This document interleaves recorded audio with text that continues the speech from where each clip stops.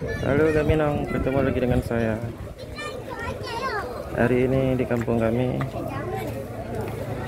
ada acara Pajo Sago di hari Maulid Nabi besar Muhammad SAW.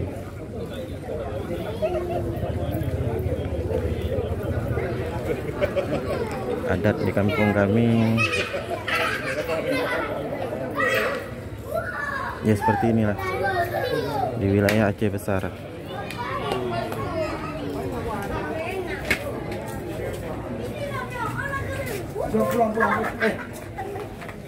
Ada pikir di dalam.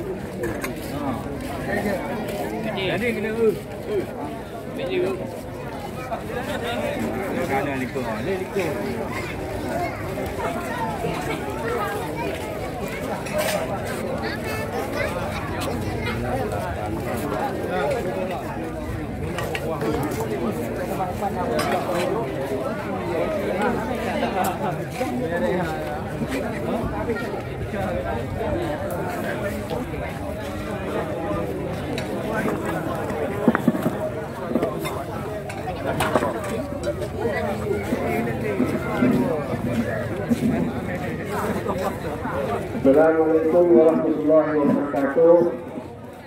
Saya memberikan informasi kepada Menko Wali Kota di sini yang terhadap ceramah Maulid yang akan disampaikan oleh Tuku Nurdin Ahmad dari Malaysia. Jadi, kepada media mengenai mention bahwa ini yang akan ceramah Maulid yang akan disampaikan oleh Tuku Nurdin Ahmad dari Malaysia. Dan informasi yang akan diberikan. Assalamualaikum warahmatullahi wabarakatuh.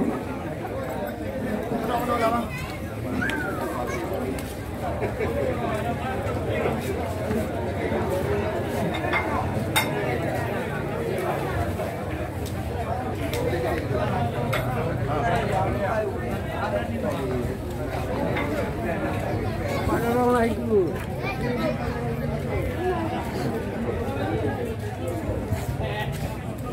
Hey.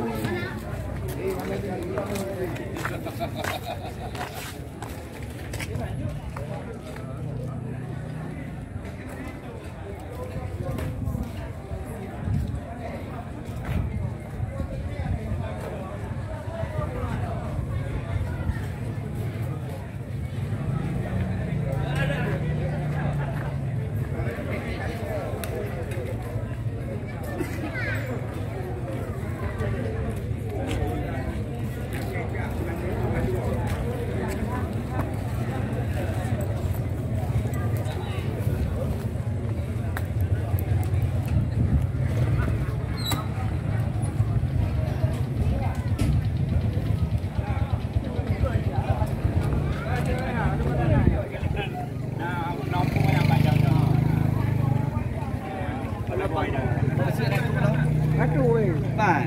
Kuku pau kecil ni. Kuku ni. Pargu. Pai wer ni. Aduh, jai. Demikian liputan hari ini. Terima kasih.